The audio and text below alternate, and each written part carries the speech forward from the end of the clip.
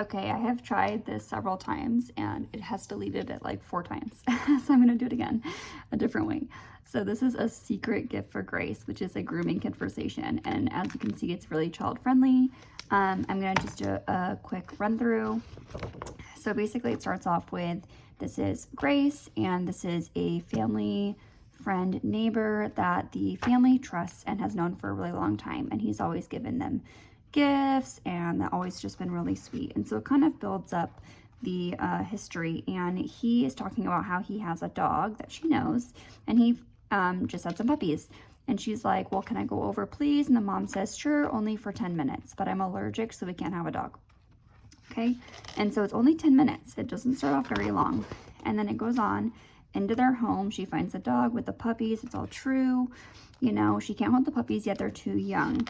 And so this is when it begins to start. So she's like, I really want to hold them. I want one myself. And then he's like, well, you can help me take care of them until they get new homes. And she's like, but my mommy won't let me have a puppy. And he's like, I've got an idea. And this is where it begins. What if your puppy lived here at my house? You could take care of it, train it, feed it, and it would be just like having one of your own. And she's like, that would be so great. And then he starts by helping her keep a secret, where he says, really, but you can't tell your mom.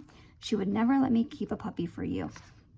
And she's like, I'll take good care of it. I'll come over every morning. I'll give it baths, gives him a hug. And then he just continues to build a relationship with Grace. And he's going to build this relationship over time with her. And he's like also going to start to groom her to keep secrets. So he's like, hey, you're really excited. You want puppies. I'm going to work out a deal with you. And so you can keep this puppy. And he says, remember, you have to show me you can be a good dog owner. And then remember, if you tell your mom, I won't be able to let you keep one. And then she's like making excuses, like you could just say it's yours. And he's like, Grace, she wouldn't let you come over anymore if she knew I was sneaking you a dog. And she's like, I know he's right. She had to keep it a secret. She really wanted a puppy, but she also has a little scared feeling in her chest. So already the book is like showing our kids to start to tune into, obviously that funny feeling in her chest is letting her know that keeping a secret from her mom about this is already wrong.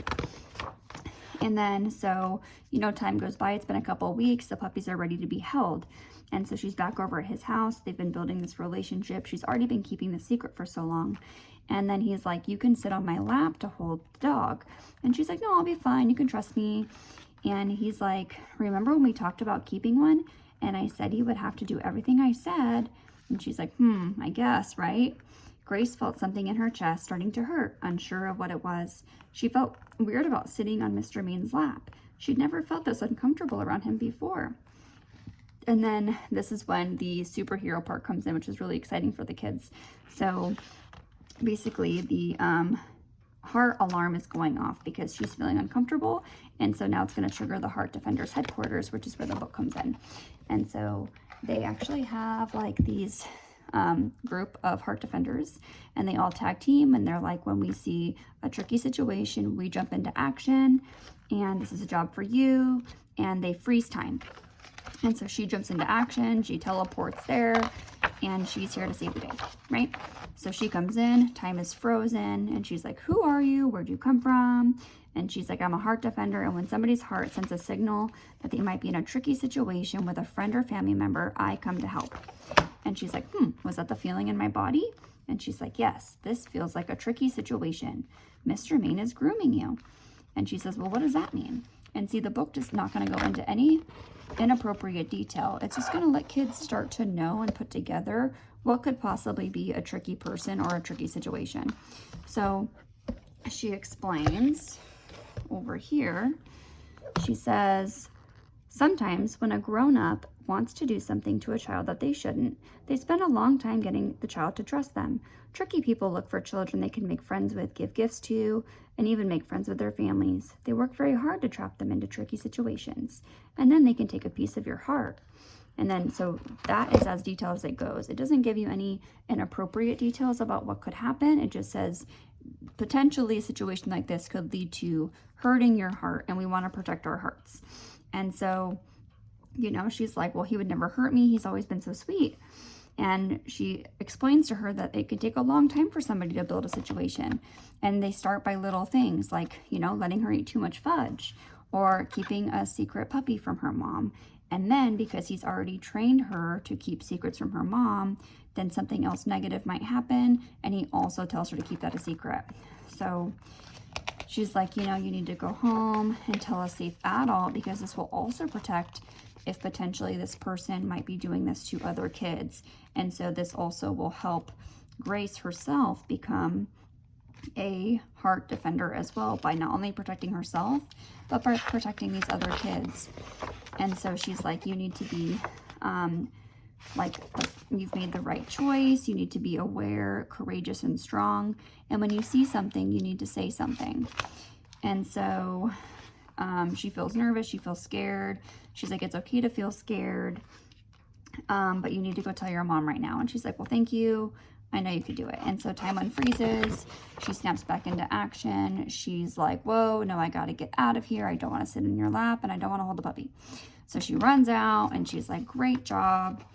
And she is like, builds her up, right? So the Heart Defenders are so proud of you. You were aware of the situation. You made the right choice, and you were courageous and strong to leave. You've not only protected your heart, but you've protected the hearts of all those other children too, by telling a safe adult. And she's like, that's special. And she's like, you're part of the club now. And this empowers kids to also like, you know, just protect themselves and other people in tricky situations. And so she goes home, she tells her mom comforts her and responds that, you know, she's so proud of her, even though it was scary to tell her the truth, and that they're going to take care of the situation now. And so like, even if this wasn't potentially going to become a negative situation, it's important that our kids are going to come to us, tell us, and allow a safe adult to handle the situation and help teach the kid whether or not this situation was negative or could potentially have been, and get the appropriate help. And so that sums up the end of this book. These are the several Heart Defenders. There are some more questions that you can talk about if you have some older children. You know, like, can you remember a time when someone's asked you to keep a secret? After reading this story, can you think of how you would handle a situation and what you would do? And so it starts to prepare our kids to empower their minds.